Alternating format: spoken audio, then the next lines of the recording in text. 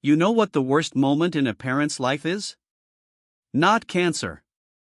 Not watching your child lose her hair. It's watching strangers judge her for it. But nothing prepared me for the day our HOA Karen called the police on my cancer patient daughter, accusing her of being a dangerous intruder because of her shaved head. She had no idea that the intruder's father was a police officer. And by the time she realized it, it was already too late.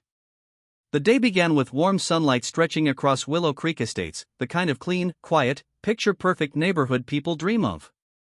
I had just carried my daughter, Lily, out of the car. She wore her usual oversized hoodie, a knitted pink hat over her shaved head, and a smile that beat the sickness inside her. Lily, weak but upbeat. Dad, the air here smells happier. Father, it does. And so will we. New place. New peace.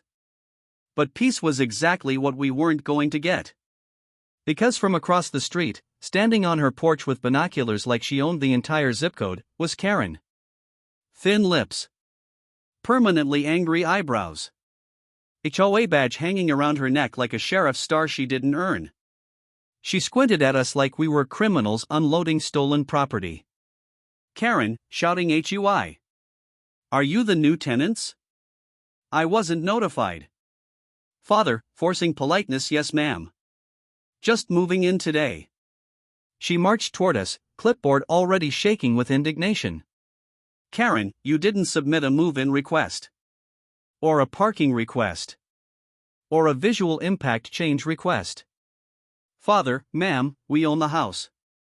Bad answer. Her nostrils flared like I'd personally offended her ancestors. Karen, even homeowners must follow HOA guidelines. This community maintains a standard. Her eyes dropped to my daughter. Her hat. Her thin arms. Her fragile posture. And then. Karen, your child, is she supposed to look like that? I stepped between them, jaw tight. Father, she's undergoing cancer treatment. Karen blinked twice. Then said the most heartless thing I've heard in my entire life. Karen, couldn't she at least try not to look diseased? It affects neighborhood morale. I felt my pulse climb. But Lily tugged my sleeve, whispering. Lily, Dad. It's okay. But it wasn't. Not even close. 3 days later, we were settling in. I was assembling a new garden bench. Lily sat nearby drawing butterflies. Then Karen stomped over, waving a printed packet. Karen, I've been reviewing our bylaws. Your daughter's appearance violates section.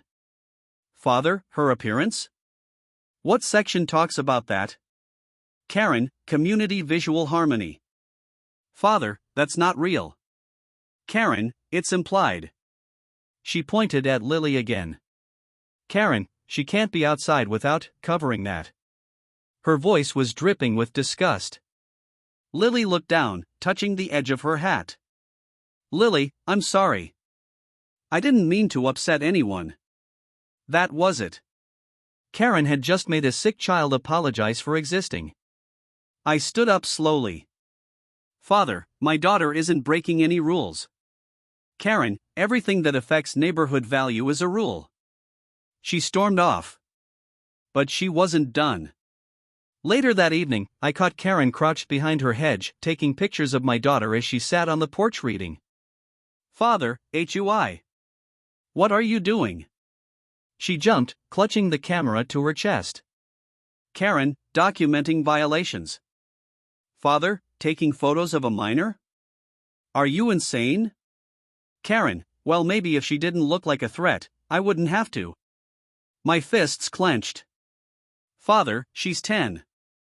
She's battling cancer. Karen rolled her eyes so hard I swear she saw her brain. Karen, a shaved head is intimidating. It unsettles other residents. You need to keep her inside. I stepped forward. Father, you want to finish that sentence? She retreated, muttering. Karen, I'm calling the board. This isn't over. She was right. It wasn't. It happened the next afternoon.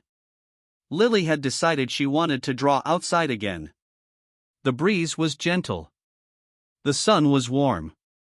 For the first time in weeks, she hummed to herself. I stepped inside for 2 minutes. Just 2. When I returned, she was gone. Her drawing pad sat on the ground. Her hat lay beside it. My heart stopped. Father, Lily? No answer. Then, police lights. A squad car rolled up in front of my house. And stepping out, waving her arms like she'd saved humanity, was Karen. Karen, officers. That's the man. He has a shaved head. Girl trespassing. I saw her wandering the neighborhood. Suspicious. Possibly dangerous. Suspicious. Dangerous. She was talking about my daughter. Officer Ramirez, sir, where is the girl? Father, shaking, she's my daughter. She's sick. I need to find her. But Karen cut me off. Karen, arrest him. He's covering for her. I saw her crouching behind bushes, clearly up to something. The officers looked at her like she'd lost her mind. Officer Ramirez, ma'am, she's a child. Karen snapped. Karen, a bald child. I said she looked like one of those gang members or whatever. My breath burned with anger. Father, she has cancer, you heartless. Then I heard it. A small cough. From behind Karen's yard fence. Father, Lily. I sprinted past everyone, leapt the fence, and found Lily sitting on Karen's back patio. Terrified. Crying. Holding her stomach in pain. Lily, Dad, she pulled off my hat and told me I looked like a threat. She told me to sit here until police came. That was it. No more patience. No more kindness. I turned around and spoke with full authority. Father, Ramirez. Vega. Step aside. The officers blinked. They recognized my tone. Because it was the tone of someone who outranked them. I pulled my badge from my back pocket, the badge Karen never imagined I had. Father, officer. Detective first class. Karen froze. Karen, wait, you're police? I stepped toward her slowly. Father, I told you she had cancer. You harassed her. You humiliated her. You called the police. You kidnapped her.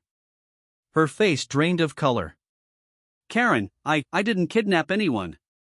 Father, detaining a minor against her will. Removing her clothing. Forcing her to stay on your property. Calling officers with false claims. I looked at Ramirez. Father, place her under arrest. Karen, shrill wah, no. I'm the HOA President. Officer Ramirez, you're under arrest, ma'am. Karen, you can't arrest me. I make the rules.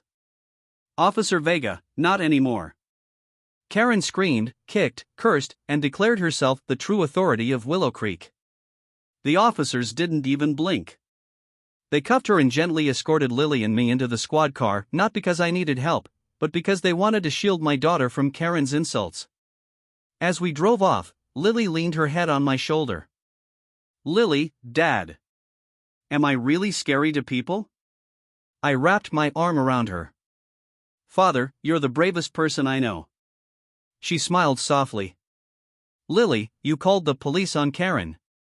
I smirked. Father, let's just say, she called the wrong cops. The HOA board held an emergency meeting. I attended.